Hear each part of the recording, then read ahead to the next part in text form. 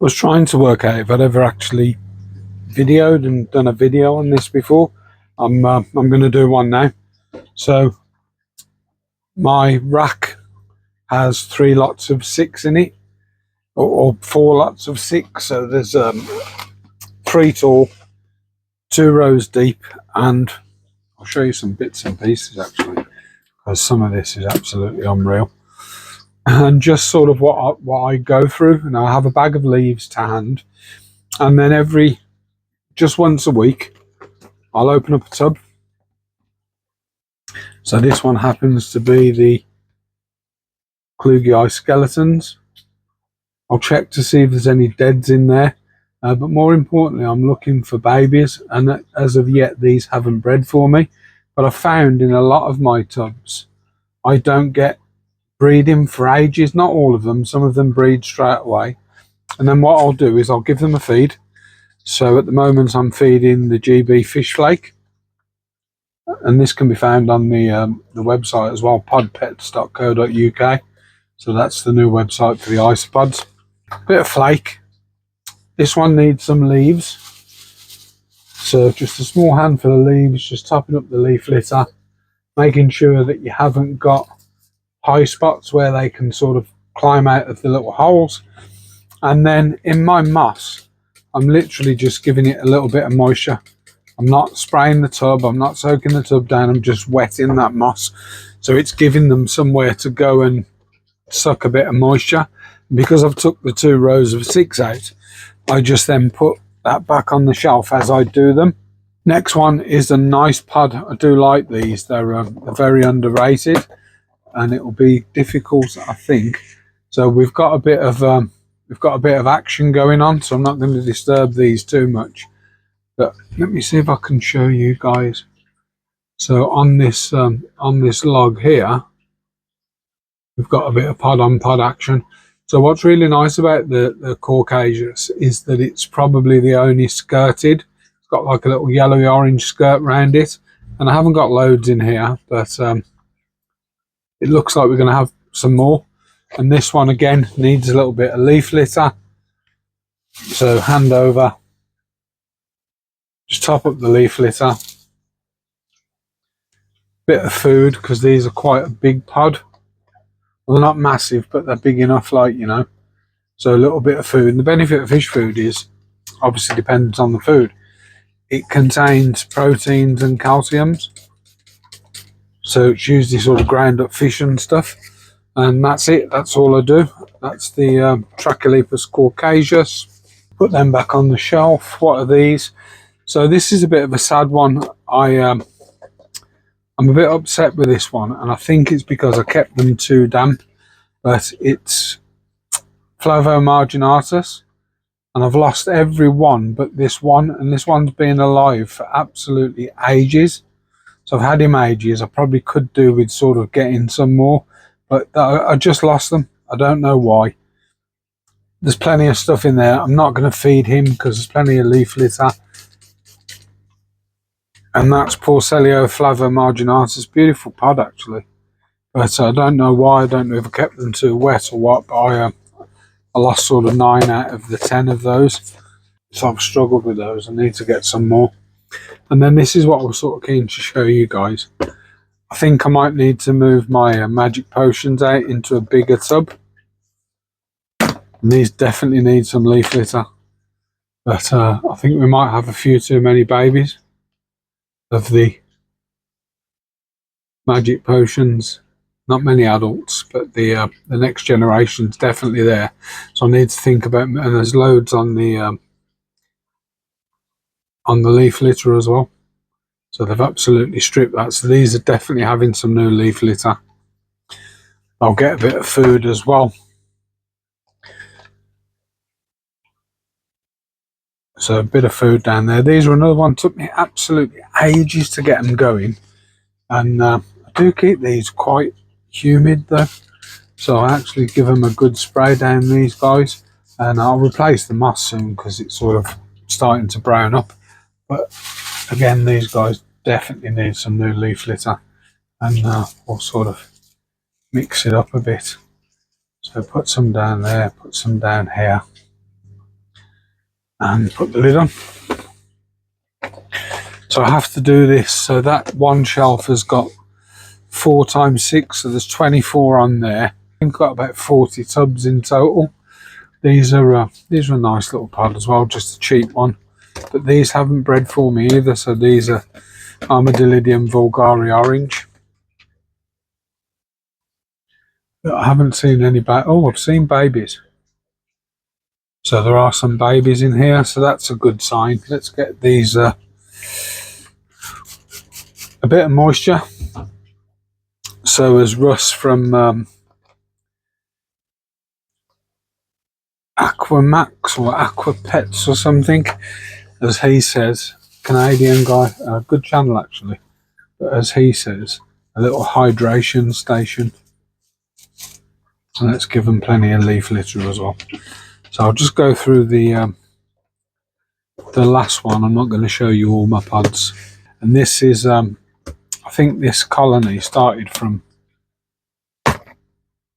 4 or 5. I think I originally had 10. So these are scable larvae, and you can tell the larvae by the markings. So they look like larvae, and these breed well. So that's a good breed. A nice little starter pod if anyone wants to start. Similar sort of thing. Wet the moss. They've got a bit of leaf litter. I mean, I could top it up, but I'll probably wait till next week. And I literally just do this once a week. So there was one other thing actually while we're here. So I know I did a video on these. I've started to keep a few millipedes, and I can tell the millipedes because they escape, and I put sponge in the vent holes, but they obviously bury. And now that I want to find one, I can't. They're definitely in here because I had them out earlier.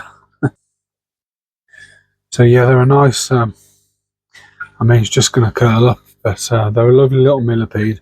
They're called Benoitulus siamensis, and they actually glow under UV light. Not that I've got UV light, the older black light things that we had in the 80s, but there are 5 in here, and they definitely won't have escaped because they can't. But we'll leave them to live a good life anyway, instead of a big old fingers me going through there and digging them out. Oh, there's another one. So this one's a bit bigger, double coil. I think that was the one that I found earlier. But we'll leave them to it. I'm not going to disturb them too much. But again, humidity. So I just keep the moss a bit damp, and they've got the ability to go from a damp to a dry area, should they want to. But podpets.co.uk.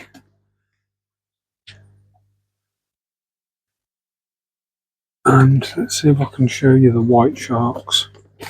So these are quite dry actually. I do need to give these a bit of moisture. They tend to hide under the so here's a white shark.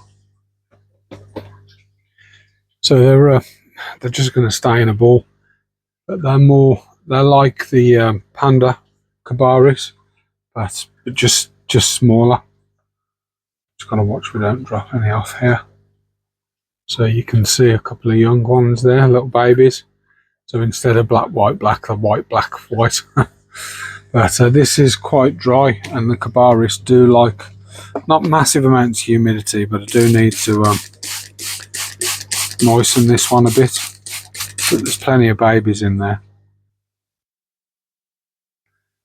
So chocolate zebras, these are nice. Sorry, I was going to start, wasn't I? I'll just do these last 3 because I think it's worth showing you these because they are really nice. So chocolate zebras. So similar to the other zebras, but chocolate. So yeah, that was one that I wanted to show you. And they need some litter. Now I'm not going to spray. I'm not going to feed them. So there isn't massive amounts in here. If you want to keep a pod that you want to see, don't keep these. But these are Christ Armadillidium muricatum, or otherwise known as pineapples, and I do know where they hide.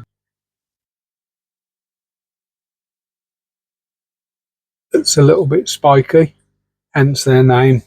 Pineapples, their nickname, and the proper name for them is Christarmadillidium muricatum, or the pineapple pod. And again, their tub's very dry, so they're going to get a nice good spray. It's a different type of moss, like a forest moss in theirs. But hope you enjoyed that little maintenance spree on the isopods. No, I haven't done anything on the pods for ages. I've got some beautiful pods. I've got some beautiful pods that are worth a mention. So these are, I mean, absolutely stunning pods, these. So I will need to, they move. So these are like a skirted isopod. Let's pull that big fella up there. So they're a skirted isopod. It's going to drop, I think. Called Porcellio spatulatus chorus. But they get sort of really nice colours, almost violet and velvets, and gotta watch they don't crawl up my arm to do a runner. But absolutely stunning pod, and they breed like mad. Well, these ones do. So up on the website, these cracking little pod, Porcellio bolivari. These are I might as well do them while I'm down here. And there's a blooming fruit fly. Come here. There was a fruit fly. So a big, very fast pod, these, and they need a high calcium content. So make sure you got cuttlebone, stuff like that in the tub. But wait till you see these bad boys. There's another version of these called the Ghost, but I think they are. I mean, they're big. I've just spotted an imposter in there, so I need to catch that and take that imposter out. I'm trying to work out what it is, and one's obviously molted recently, but there's a few down there. I need to move these into a bigger tub, really. Let me see if I can grab this imposter. Got a feeling it's a Rafori Bright, but what I tend to do with my imposters is I've got a spare tub for them, a mixed tub, and they just go in there. So if they've escaped and got in somewhere else, they never go back in unless I know 100% what they are. So that's the moisture. Bet these guys are starving, you know, because I can't see any leaf litter, a little bit. So these are going to get a nice big chunk of food that they will absolutely devour, and they're going to get a good handful of leaf litter. A good handful. Thanks for watching, everybody. Hope you enjoyed it. Just a little insight into some of the pods, you know, not all. Take care, everybody.